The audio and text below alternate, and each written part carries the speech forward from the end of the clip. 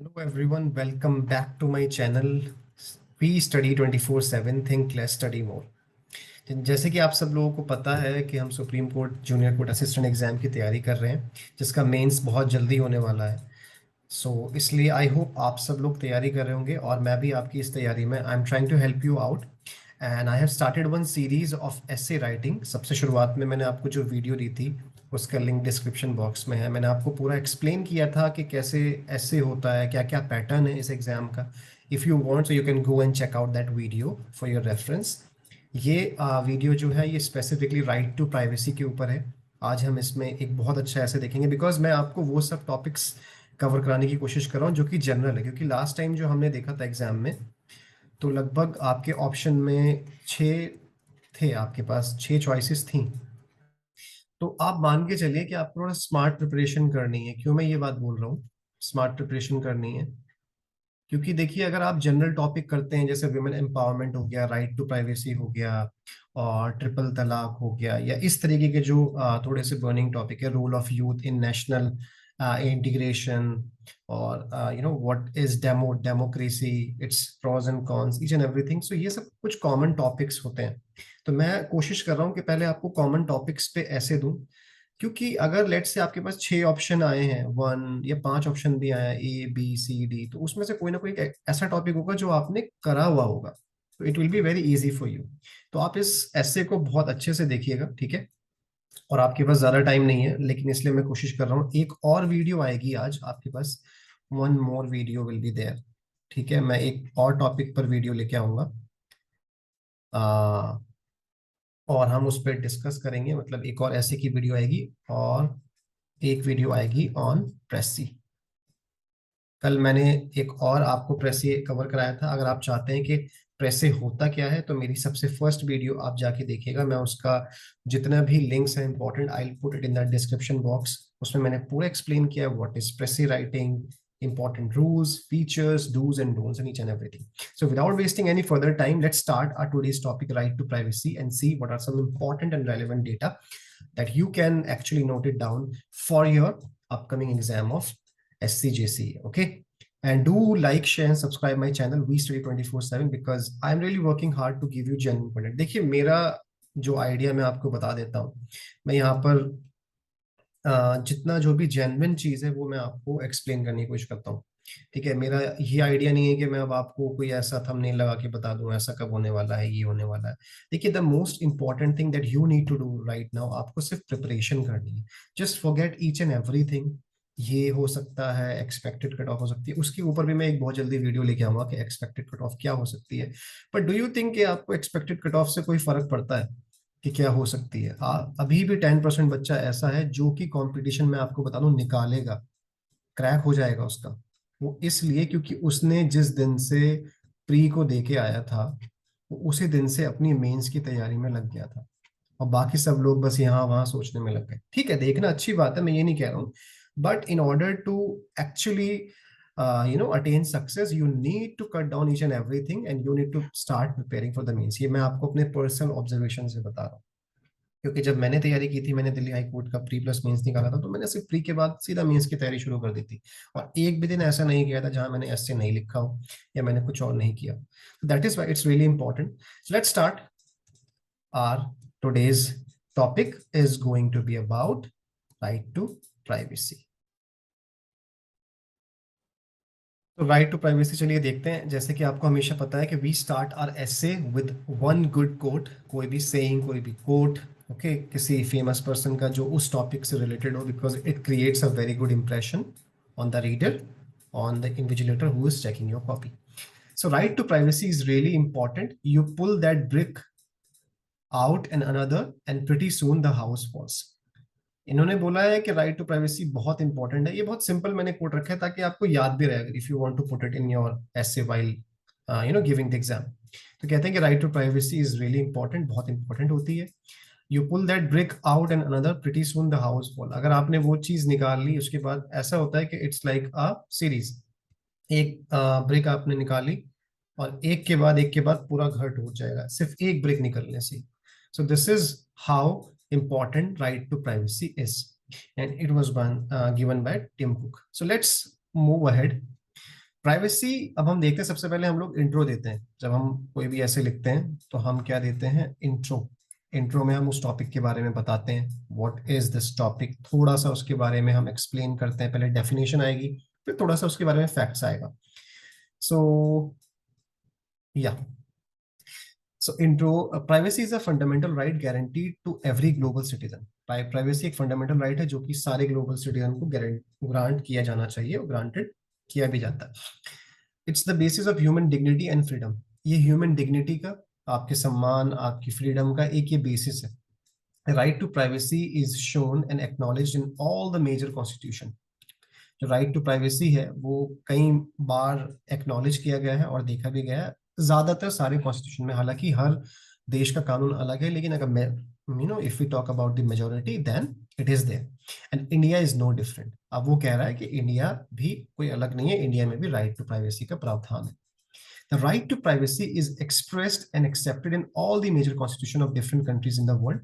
Again, जो right to privacy है उसको एक्सेप्ट भी किया गया है और एक्सप्रेस भी किया गया है जितने भी मेजर कॉन्स्टिट्यूशन है दुनिया के on countries in the world, right. अब वो कहता है there are many legal statements present in the constitution with respect to the protection of privacy.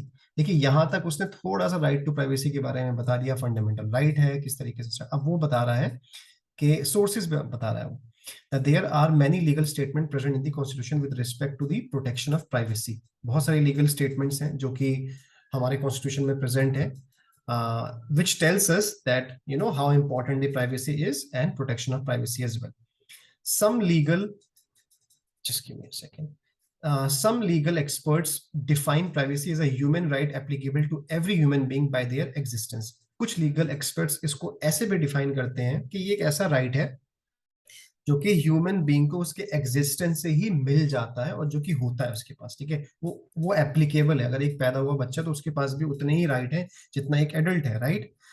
So a privacy breach is a major concern these days as it has influenced society greatly with its indispensable effects on the victim। अब वो कह रहा है कि जो privacy breach है वो आज एक बहुत बड़ा कंसर्न भी बन गया है जिसकी वजह से हमारी सोसाइटी ग्रेटली अफेक्ट हो रही है, and it is having indispensable effects on the victims, जिससे हम बच नहीं सकते। तो उसने एक लमसम पूरा एक आइडिया दे दिया यहाँ पर आ गया आपका आइडिया कि हम क्या लिखने वाले हैं। प्राइवेसी के बारे में डेफिनेशन बता दी, उसके बाद हमने एक आइडिया दे दिया।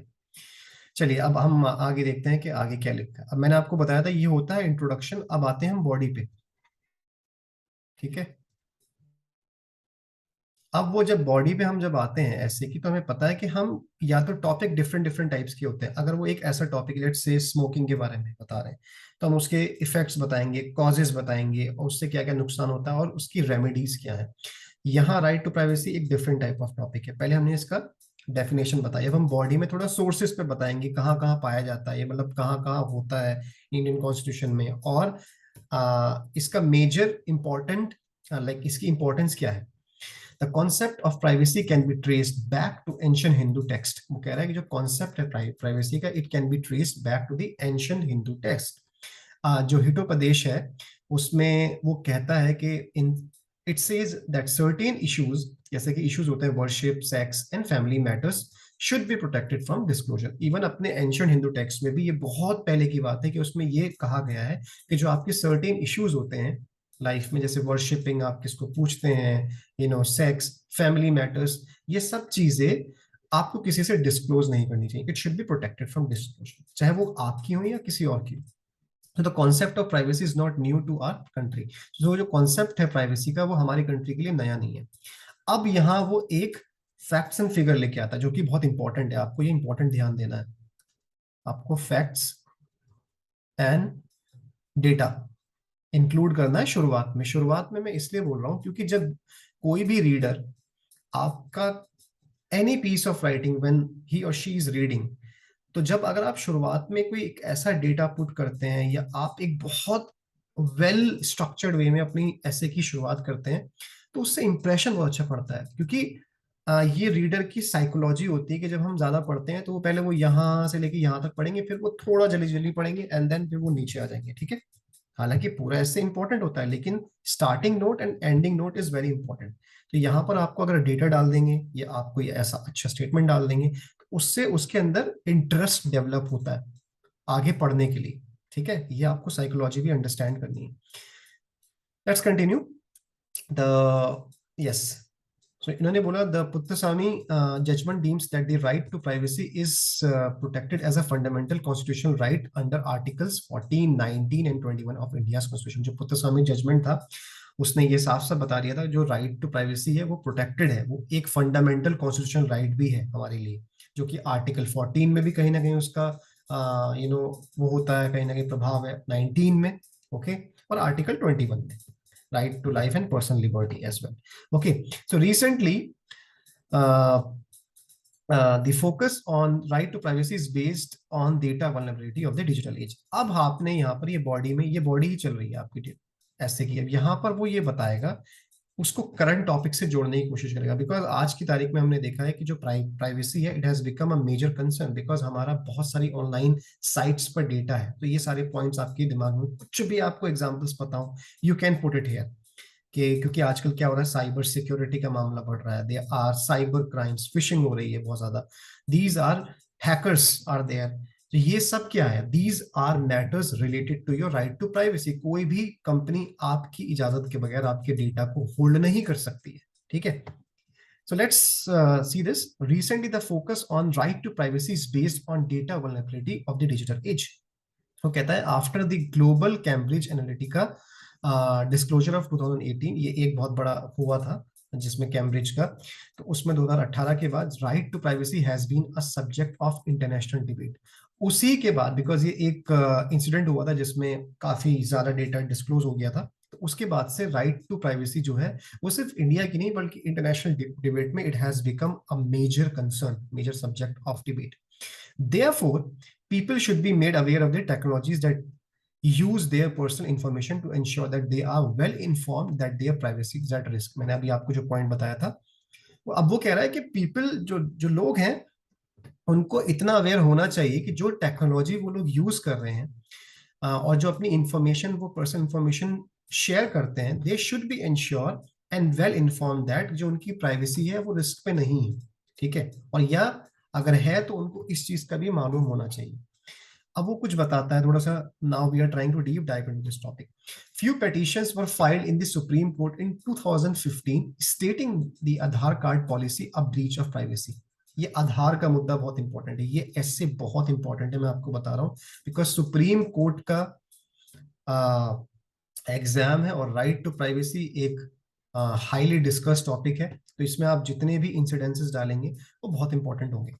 फ्यू पिटिशंस वर फाइल्ड, कुछ पिटिशंस फाइल हुए थे 2015 में, जिसमें हमें ये बताया गया था कि आपको पता है कि आधार का इशू चल रहा है, आधार में हम लोगों की बहुत इंपॉर्टेंट डिटेल्स हैं, रेटिना स्कैन, फिंगरप्रिंट स्कैनर, जो कि गवर्नमेंट के पास है, और गवर्नमेंट से इसका जवाब भी मांगा गया है कि इसका, बिकॉज अभी हमने रिसेंटली एक इंसिडेंट देखा था जिसमें आधार की इंफॉर्मेशन कहीं ना कहीं हैक कर ली गई थी। तो अगर इतना इजी है हैक करना, तो इसका मतलब पूरी country at the verge of risk है। ओके, चलिए अब देखते हैं हम आगे। तो वो कहता था पेटिशनर, जो पेटिशनर है जिन्होंने ये फाइल किया था, वो debated that Aadhaar enrolment was the path to a totalitarian state and an open invite for personal data leakage. उन्होंने ये बोला था कि जो आधार का एनरोलमेंट है वो एक तरीके से एक रास्ता है जिसमें पूरा एक तानाशाही स्टेट बन जाएगा, बिकॉज सारी इंफॉर्मेशन किसी एक पर्टिकुलर इंसान के पास आ जाएगी या गवर्नमेंट के पास आ जाएगी, और इससे हम न्योता दे रहे हैं कि जो पर्सनल डेटा है उसका लीकेज भी हो जाएगा। The 9-judge bench, which was led by Chief Justice of India G.S. Khair, engaged in an intense discussion for the first time with scholars and lawyers on whether or not privacy is a fundamental right in the Constitution. हालांकि privacy directly mention तो नहीं है उसमें constitution में, लेकिन it has always been a matter of debate. So जो 9 जज की बेंच थी, जिसमें जस्टिस चीफ जीएस खैर थे, बड़ी काफी इंटेंस डिस्कशन के बाद स्कॉलर्स के साथ, लॉयर्स के साथ ये डिस्कशन हुआ whether privacy is a fundamental right in the constitution और नॉट, क्या वो है या नहीं। The dread expressed by the Supreme Court regarding the collection and use of data is risking personal information going into the grasp of private players and service providers. और dread का मतलब होता है बहुत बड़ा खतरा, या जो उनके जो प्रॉब्लम जो उन्होंने बताई थी, जो सुप्रीम कोर्ट ने अपना कंसर्न दिखाया कि जो हम कलेक्शन ऑफ डेटा कर रहे हैं पर्सनल इंफॉर्मेशन का किसी भी इंसान का, बिकॉज हम किसी भी साइट पे जाते हैं, चाहे वो बहुत डिफरेंट डिफरेंट साइट्स हो, उस पे जो प्राइवेट प्लेस है और सर्विस प्रोवाइडर है उनके हाथ में जो हमारा डेटा जा रहा है उसकी क्या वैलिडिटी है, कि मतलब वो हमारा डेटा लीक नहीं होगा? Is there any evidence of that in this modern? तो यहाँ तक आपने कुछ सवाल खड़े कर दिए रीडर के लिए, मतलब काफी इंटरेस्टिंग अपने ऐसे को बना दिया आपने, यहाँ पर क्वेश्चंस भी बताए, और मतलब अब आप देखेंगे कि क्या कर सकते हैं।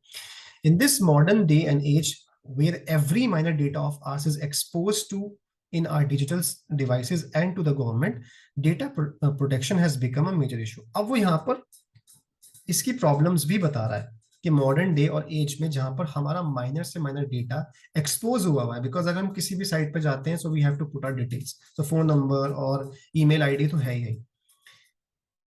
सो डेटा प्रोटेक्शन ऐसे फेज में बहुत ही मेजर कंसर्न बन गया है। Another clause to the right to privacy factor is the involuntary use of narco और lie detector test during legal इंटेरोगेशंस।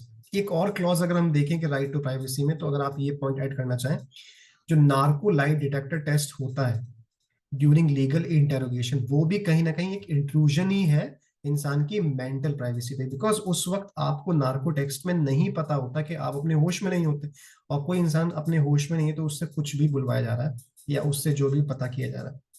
This is again intrusion. Intrusion का मतलब होता है जब हम किसी के जगह में घुसते हैं without any permission into a person's mental privacy. Therefore, in 2010, the Supreme Court held a judgment such tests on individuals from weaker section of the society unaware of their fundamental rights and unable to afford legal advice are being stripped of a fundamental right.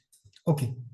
तो 2010 में supreme court ने एक judgement में ये बात बोला था, because जो वीकर सेक्शन ऑफ सोसाइटी है उन लोगों को नहीं पता अपने राइट्स क्या होते हैं, मतलब फंडामेंटल राइट्स क्या हैं उनकी, क्या क्या चीजें हैं।